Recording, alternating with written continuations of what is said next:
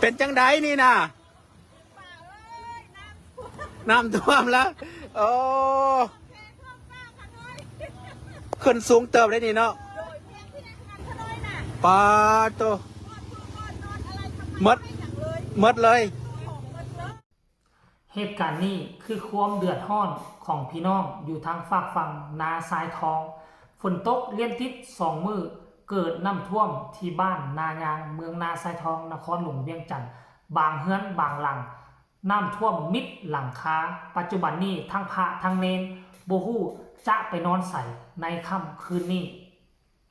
กับทักทายสบายดี FC ทุกทาน FC ทุกคนมื้อนี้มีคลิปอยากมานำเสนอซึ่งเป็นทั้งพระอาจารย์อยู่ที่วัดคงเขตหนึ่งทางนาทรายทองเพิ่นเป็นผู้ไล่สดทายทอดเหตุการณ์น้ำท่วมและกับความเดือดร้อนของพี่น้องประชาชนอยู่ทางบ้านนายางเมืองนาทรายทองซึ่งครั้งนี้เป็นครั้งแรกในรอบหลาย10 ปีที่น้ำท่วมใหญ่สุด100 ปีก็ว่าได้แหละที่ผ่านมาก็น้ำท่วมถนนหนทางธรรมดาแต่ครั้งนี้ท่วมเข้าเฮือนซานบ้านซองของประชาชนให้นาตากาเสียหายนักให้ทุกคนไปเบิ่งคลิปนี้ไผมีคำตำหนิติชมก็ค่อยว่ากันทีหลังเนาะพากันส่งใจไปที่เมืองนาทรายทองขอรายงานสดเด้อตอนนี้น้ำท่วมบ้านนายางเมืองนาทรายทองเป็นที่เหี่ยมห้อย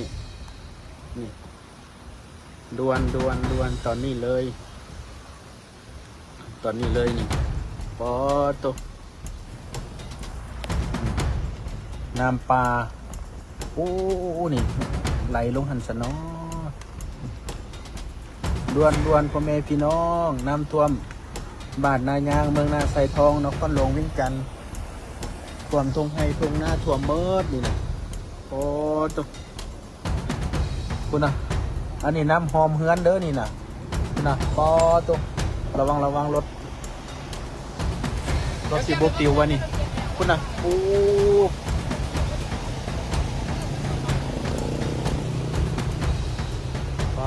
ตัวน้ำท่วมบ้านท่วมเฮือนพ่อแม่ประชาชนเบิ่งลงเบิ่งเขาเบิ่งวัดนี่ปอตัว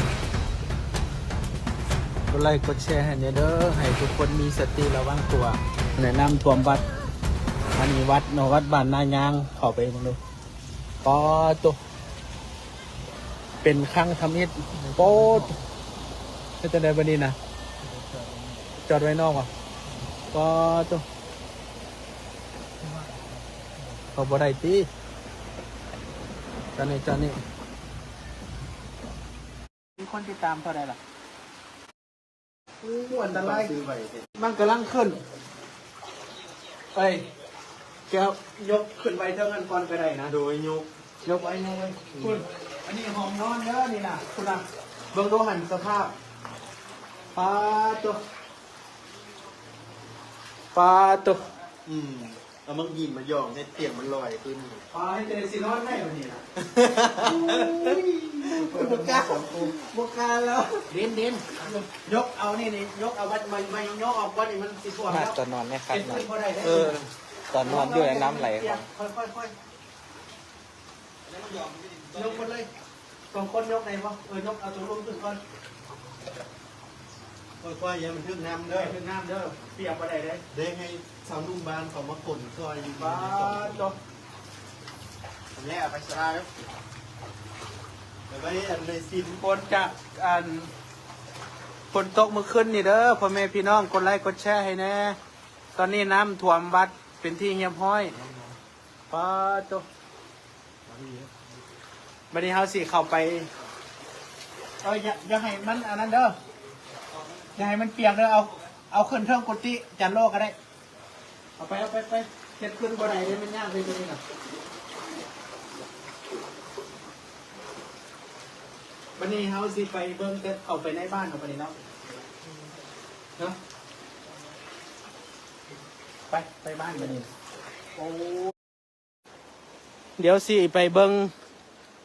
แต่ละจุดของบ้านนายางอันนี้มันทั้งพี่มันอยู่สูงแน่หน่อยนึงเดี๋ยวสิพาไปเบิ่งแต่ละจุดเนาะอันนี้ถือว่ารายงานด่วนที่สุด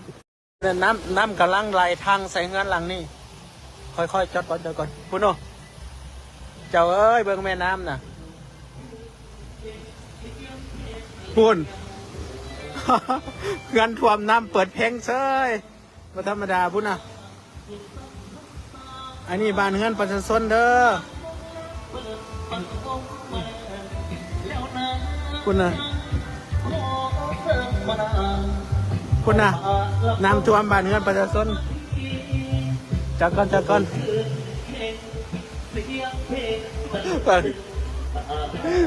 ไปปอมึงดูตู้เย็นมึงดูตู้เย็นนะพวกเจ้าพุ่นน่ะอันนี้แต่ก่อนอยู่บักสูงนี่น่ะกดไลค์กดแชร์เนี่ยเด้อเพื่อผู้ที่อยู่ใต้บ้านนายางจะได้เตรียมตัวน้ำกำลังไหลลงไปเด้อพ่อแม่พี่น้องเด้อพุ่นน่ะน้ำท่วมเมิดพุ่นป้าตัวพวกเจ้าเอ้ยเป็นจังไดนี่น่ะน้ำท่วมแล้วโอ้ขึ้นสูงเติบได้นี่เนาะป้าตัวมดเลยเอาบ่ทันซ้ำป้าตัวเอาเลยโอ้โหโอ้ยเนาะเอาสู้เนี่ยน้ำมากกระทันหันพวกเจ้าเอ้ยมาดูนี่นะอันนี้ถือว่าอยู่สูงแน่หน่อยนึงเบิ่งป้าตัวน้ำมากโอ้ตัวบูนูความแห้งของกระแสน้ำนะ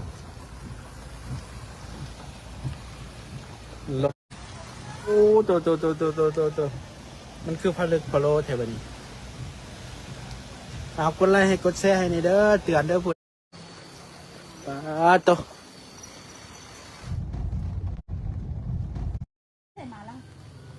ไปบ้านนายางมากลับวัดบ่ได้เลยโค้งกลับมาน้ำท่วมทางเลยอันห้วยซ้อนฮะนะเห็นบ่มันน้ำมาแห้งอีดีเนาะแมน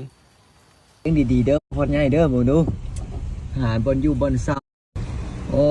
ปีนี้น้ำท่วมหลายขนาดหมูดูจะลิฟต์หลังคาเลยป้าต้องใส่ทองตายรถดูรถออกตนยันยอมกระจอดหาบอนโพนหมูดูใกล้กานานางเอาใครตีเจ้าเลี้ยงดีๆเด้อพอดง่ายเด้อหมูดูหาบนอยู่บนเสาในรถคันนี้ก็เตรียมหายกขึ้นนะ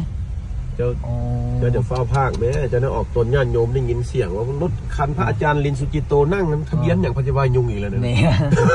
ทะเบียนนี่เอาเด้อป้าตู้อันนี้ดิโอ้รวมคักอันนี้